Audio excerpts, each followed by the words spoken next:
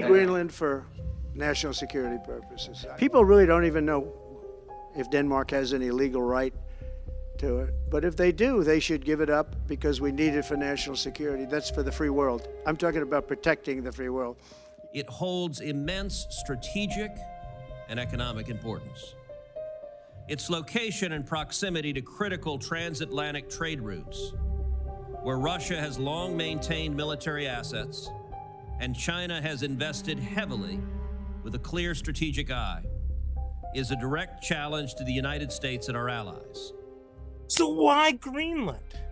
What is it about this island, what it does have buried underneath that ice, according to the U.S. Geological Survey, is a lot of oil, billions of barrels of oil. And even more important, it has rare earth elements that are needed for things in telecommunications, like your cell phones. Right now, we get much of that from China. There's a lot of think tank workers and trying to kind of present him with an intellectual scaffoldry that can explain what it is that he wants. And some of that has to do with military affairs, military security. You look outside, you have China ships all over the place. You have Russian ships all over the place. We're not letting that happen. If the U.S. were to gain access to Greenland's resources, it could significantly reduce our dependence on foreign suppliers, particularly China. The president suggested that the United States needs to own Greenland to defend our national security is wrong. In fact, threatening our NATO allies really in this fashion undermines our shared mission to work together as allies to counter both Russia and Chinese footholds in the Arctic as well as around the world. And I think we're going to get it. One way or the other, we're going to get it. Og gør det meget klart, at set med den danske regeringsbriller, så er grønlændernes. Det er et meget, meget stolt folkefærd. Det er et sprog. That is, let's be very clear, it's not for sale.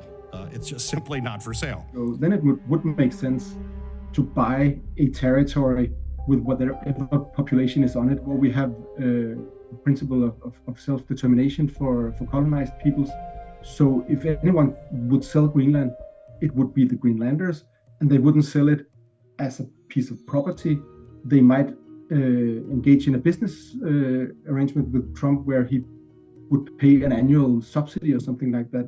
It feels like we're saying they are an object that we can just take because we are the richest, most powerful country in the world. But I just think that this is getting in our own way. And when you look at the polling, 85% of Greenlanders say they're opposed to becoming part of the US.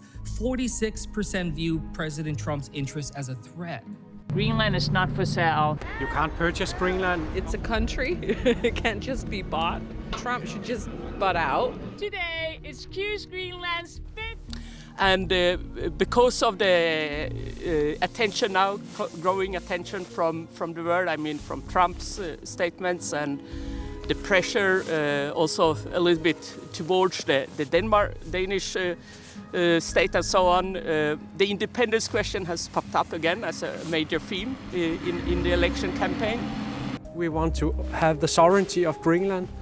We are fully aware that we can't reach utopia. We need to have partners in that sense. So we want sovereignty of our country.